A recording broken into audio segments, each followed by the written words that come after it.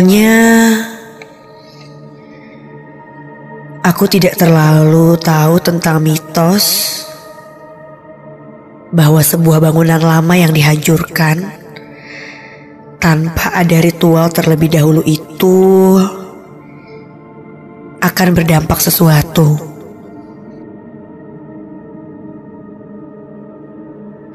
Sampai akhirnya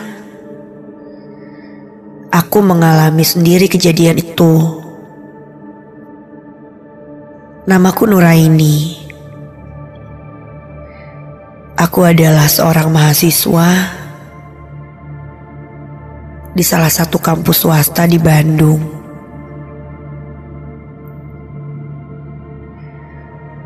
Aku tinggal di daerah Kosambi. Di lingkungan tempat tinggalku ini banyak sekali pendatang dari luar Bandung yang merantau dan tinggal di sini. Makanya tidak heran kalau di sini juga banyak bangunan dan rumah kontrakan.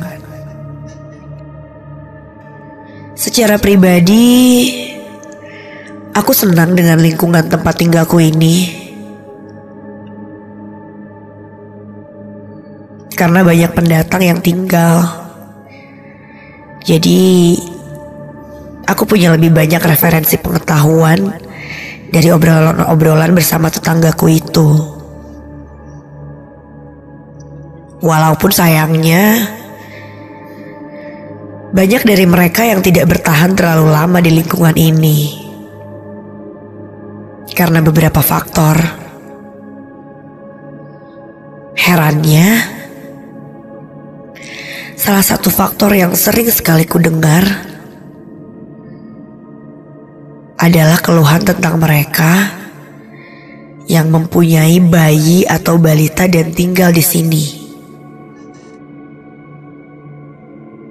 Bukan hanya satu dan dua yang mengeluhkan bahwa anak mereka kerap menjadi lebih rewel dan melihat sesuatu yang menyeramkan. Tapi hampir semua pasangan yang tinggal di sini dan punya anak kecil itu selalu mengeluhkan hal yang sama.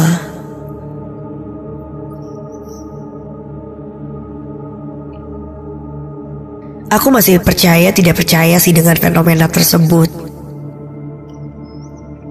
Secara rasional, aku mengira mungkin karena anak-anak itu tidak cocok dengan suasana dan cuaca di sini.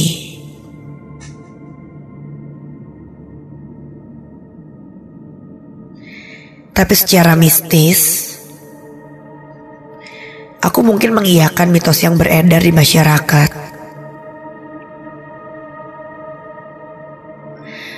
Konon katanya dulu ada sebuah bangunan tua yang dibongkar untuk dibangun ulang untuk menjadi rumah kontrakan. Pada saat pembongkaran itu, ada kabar yang mengatakan bahwa di sana ditemukan tulang belulang.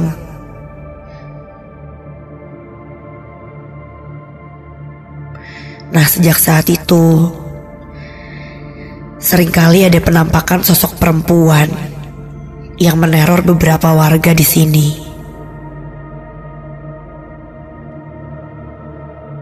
Walau begitu, untungnya aku sendiri sih belum pernah mengalami kejadian tersebut. Meskipun aku sering sekali pulang malam. Sampai akhirnya hari itu tiba.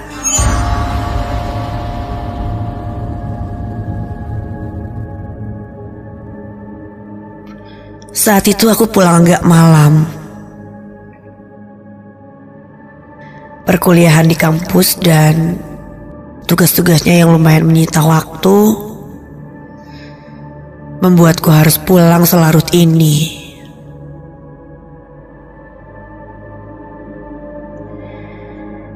Aku naik ojek online dari kampus ke rumahku.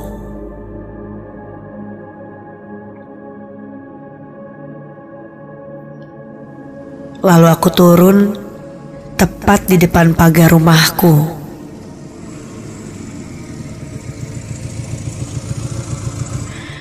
Begitu turun, aku sedikit heran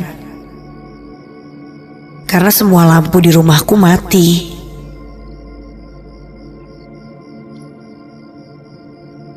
Loh, kok mati sih lampunya? Pada kemana nih orang-orang? Duh, digembok pula. Begitu kataku. Belum lagi, aku sudah sangat kebelet ingin buang air kecil sejak di jalan tadi. Melihat rumahku yang sepertinya kosong, aku pun menumpang ke toilet umum yang ada di sekitar kawasan rumah kontrakan. Jaraknya tidak terlalu jauh dari rumahku. Dengan sedikit terburu-buru, aku berlari ke toilet.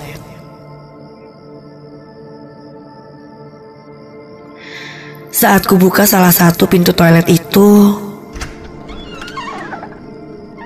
ternyata kosong.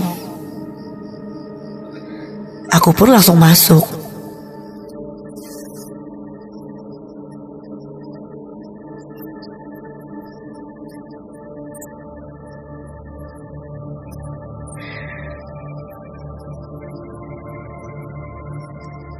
Setelah selesai dan hendak keluar dari toilet, astaga! Ya ampun, Teh Mila. Kirain siapa? Ternyata itu adalah Teh Mila, tetanggaku. Tapi karena sedikit gelap, aku tidak melihatnya dengan jelas.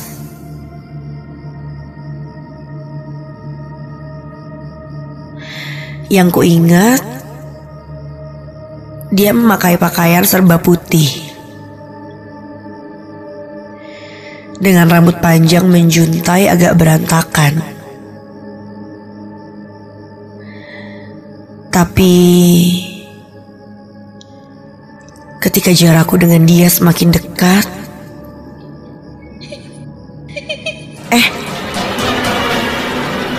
ini siapa ya? Tanyaku dalam hati. Punten.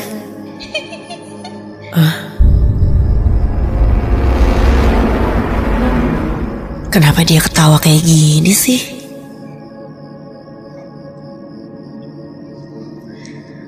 Perasaanku mendadak tidak enak. Apalagi ketika aku berjalan menjauh darinya.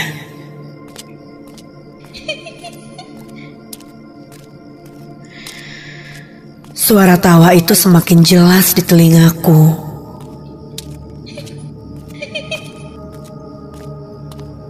Tadinya kupikir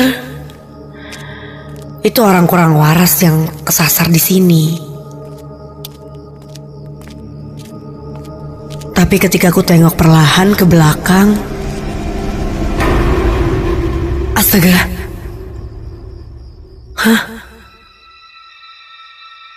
Sosok itu sudah tidak ada.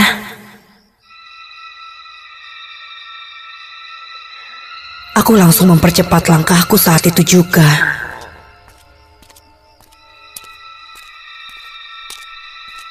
Apa iya tadi itu sosok kuntilanak yang sering diceritakan orang-orang?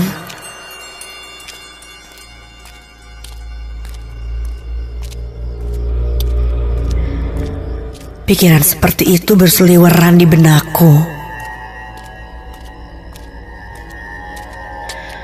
Meskipun aku sangat ketakutan, tapi aku menahan untuk tidak panik ataupun teriak. Aku takut, justru kalau aku panik aku bakal celaka. Aku juga tidak ingin membuat gaduh dengan berteriak di malam hari. Aku hanya terus berjalan. Entah kenapa,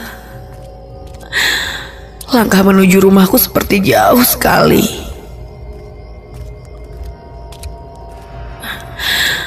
Tapi, aku hanya fokus berjalan ke depan dan tidak ingin menengok lagi ke belakang. Setibanya di depan rumah,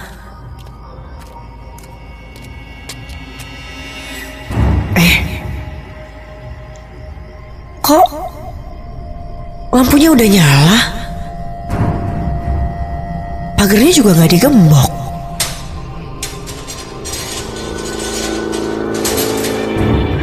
Aku terheran karena sebelumnya, seingatku tadi, rumahku ini gelap seperti sedang tidak ada siapa-siapa.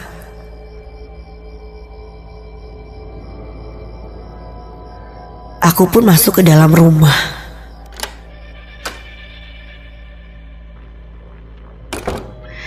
Kulihat ayahku masih menonton televisi. Dan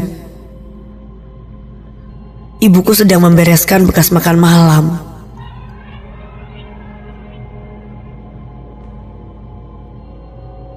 Lalu kutanya mereka,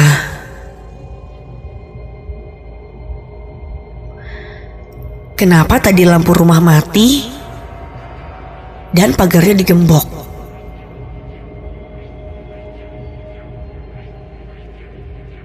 Kulontarkan pertanyaan itu, tapi mereka malah menatapku heran. Kata mereka, sedari tadi lampu rumah sudah menyala, bahkan sejak sore. Dan mereka juga tidak mengunci gembok pagar rumah.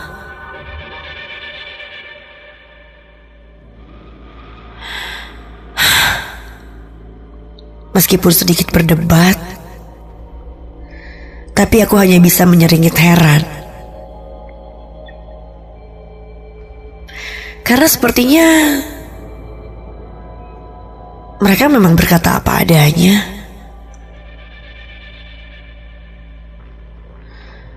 Aku lantas tidak mau ambil pusing dan bergegas masuk kamar.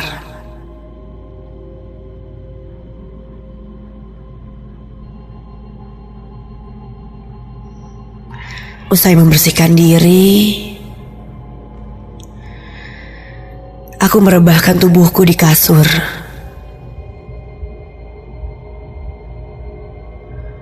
Alih-alih segera tidur, aku malah kepikiran lagi sosok itu. Bahkan malam itu, aku tidak berani mematikan lampu kamar.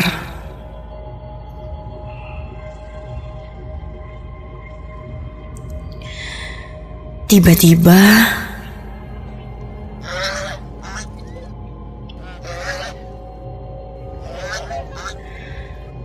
terdengar suara angsa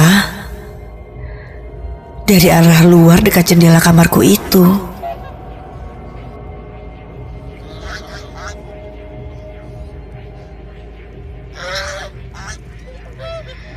Seingatku, tidak ada tetanggaku yang memelihara angsa.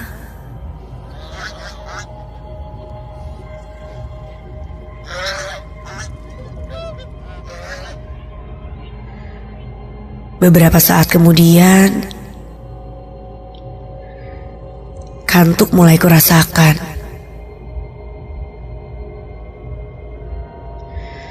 Aku pun menarik selimut dan memeluk guling sambil memejamkan mata.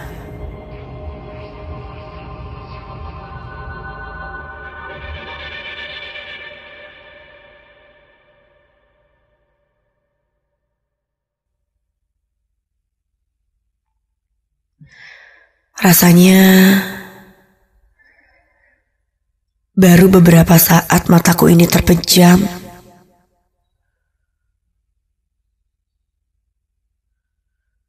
tiba-tiba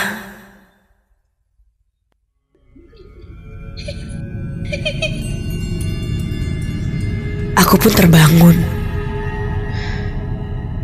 Tapi tidak sepenuhnya. Tubuhku seperti lumpuh, tidak bisa digerakkan. Tapi pendengaranku sangat jelas akan suara tawa seorang perempuan itu.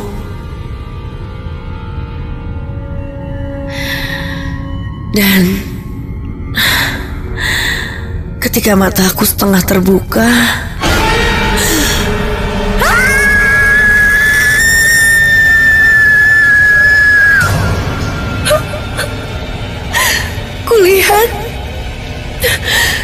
Kulihat sosok kuntilanak sedang menyeringai tersenyum seram tepat di hadapanku. Ya Tuhan, pakaiannya putih sangat lusuh, rambutnya panjang berantakan, wajahnya pucat, mulutnya menganga lebar, dengan kelopak mata yang sangat hitam dan matanya membelalak. Ia terus digigikan sambil perlahan maju mendekat ke arahku sampai akhirnya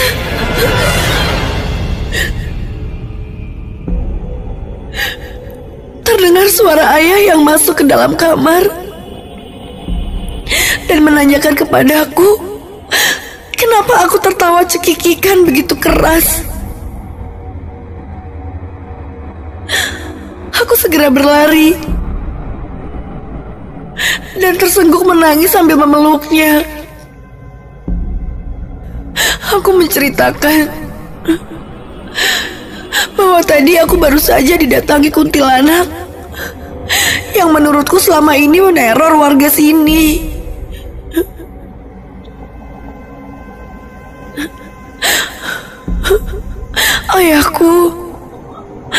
Ayahku rupanya tahu tentang cerita di balik kejadian-kejadian seram itu.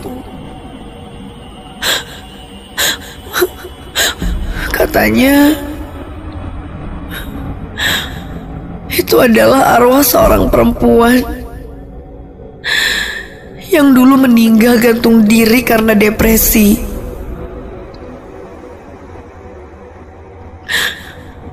Ayahku juga menjelaskan bahwa bangunan rumah kontrakan baru itu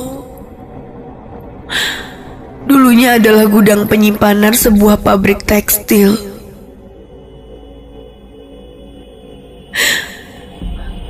Konon kuntilanak itu adalah jelmaan seorang wanita tersebut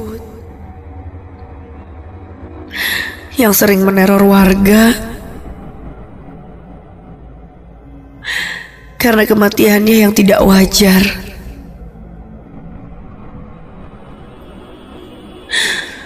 Dan